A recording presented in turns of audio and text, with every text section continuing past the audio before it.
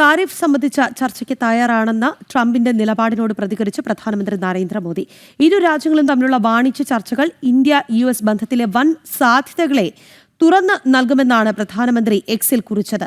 ട്രംപുമായി സംസാരിക്കുമെന്നും രാജ്യത്തിന്റെ സമൃദ്ധമായ ഭാവിക്കായി ട്രംപുമായി ചേർന്ന് പ്രവർത്തിക്കുമെന്നും പ്രധാനമന്ത്രി കൂട്ടിച്ചേർത്തു. വിവരങ്ങളുമായി ഐസൻ ജോസ് ചേരുന്നുണ്ട്. ഐസൻ, പ്രധാനമന്ത്രിയുടെ പോസ്റ്റ് വരുമ്പോൾ ഒരു പച്ചക്കൊടിയാണ് അല്ലെങ്കിൽ ശുഭസൂചനകളാണ് എന്നുള്ളതല്ലേ?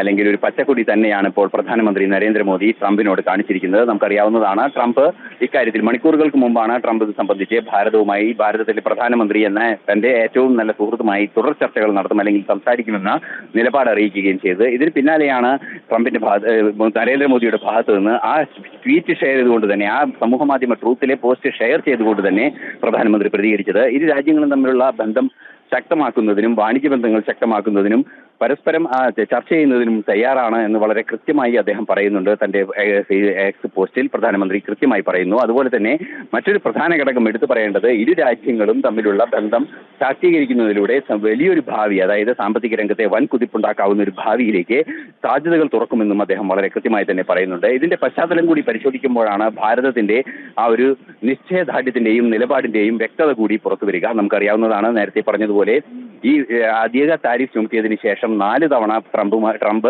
പ്രധാനമന്ത്രി നരേന്ദ്രമോദിയുമായി ബന്ധപ്പെടാൻ ശ്രമിച്ചിരുന്നു, ഫോണിൽ വിളിച്ചിരുന്നു. പക്ഷേ അതിനോട് പ്രതികരിക്കാതിരുന്നു പ്രധാനമന്ത്രി നരേന്ദ്രമോദി എന്നാണ് അറിയാൻ സാധിക്കുന്നത്. അതിനുശേഷമാണ് ഷാങ്ഹായ് കോർപ്പറേഷൻ ഓർഗനൈസേഷൻ യോഗവും അതുപോലെ തന്നെ റഷ്യയും ചൈനയുമായുള്ള ഉഭയകക്ഷി ചർച്ചകളെല്ലാം തന്നെ ടിയാൻജിനിൽ നടക്കുകയും ചെയ്തത്. ശക്തമായ ഒരു സാന്നിധ്യമായി ഈ രാജ്യത്തെ ഏഷ്യൻ രാജ്യങ്ങൾ മാറുന്നു എന്ന തിരിച്ചറിവിന്റെ കൂടി അടിസ്ഥാനത്തിലാണ് ഇത്തരത്തിലുള്ള അബദ്ധപരമായ നീക്കങ്ങളിൽ നിന്നും ട്രംപ് പിന്മാറിയിരിക്കുന്നതെന്നതും ഭാരതം ഒഴിവാക്കാനാവാത്ത അമേരിക്കയുടെ സുഹൃത്താണെന്നുള്ള തിരിച്ചറിവ് കൂടി ട്രംപിനുണ്ടായിരിക്കുന്നു എന്നത് കൂടിയാണ് അദ്ദേഹത്തിന്റെ ട്വീറ്റിൽ, അദ്ദേഹത്തിന്റെ സമൂഹ മാധ്യമ പോസ്റ്റിലൂടെ വായിച്ചെടുക്കാൻ സാധിക്കുന്നത്. സ്വാഭാവികമായും അത്തരത്തിലൊരു അനുകൂല നിലപാട് ഭാരതവുമായി സ്വീകരിക്കുന്ന ഒരു സാഹചര്യത്തിൽ വളരെ പ്രായോഗികമായ നിലപാടുമായി പ്രധാനമന്ത്രി രംഗത്തെത്തുകയും ചെയ്തിരിക്കുന്നു. തീർച്ചയായും നമുക്കറിയാവുന്നതാണ്, ഇരു രാജ്യങ്ങൾക്കും ഇടയിലുള്ള ഈ താരിഫ് യുദ്ധത്തിന്റെ ശാശ്വത സമാധാനത്തിലേക്ക് നീങ്ങുന്നു എന്ന സൂചനയാണ് ട്രംപ് നൽകിയതെങ്കിൽ അതിന് തയ്യാറെന്ന മറുപടി തന്നെ പ്രധാനമന്ത്രി നരേന്ദ്രമോദിയുടെ ഭാഗത്തു നിന്നുണ്ടായിരിക്കുന്നു.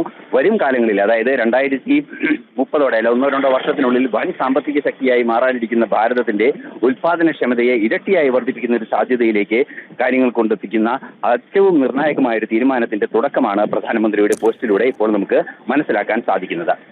താരിഫ് സംബന്ധിച്ച ചർച്ചയ്ക്ക് തയ്യാറാണെന്ന ട്രംപിന്റെ നിലപാടിനോട് അനുകൂലമായി പ്രതികരിച്ചിരിക്കുകയാണ് പ്രധാനമന്ത്രി നരേന്ദ്രമോദി. ഇത് സംബന്ധിച്ച് അദ്ദേഹം ഒരു പോസ്റ്റ് എക്സിൽ കുറിച്ചിട്ടും ഉണ്ട്. ഐസൻ ജോസാണ് വാർത്തയുടെ വിശദാംശങ്ങൾ നൽകിയത്.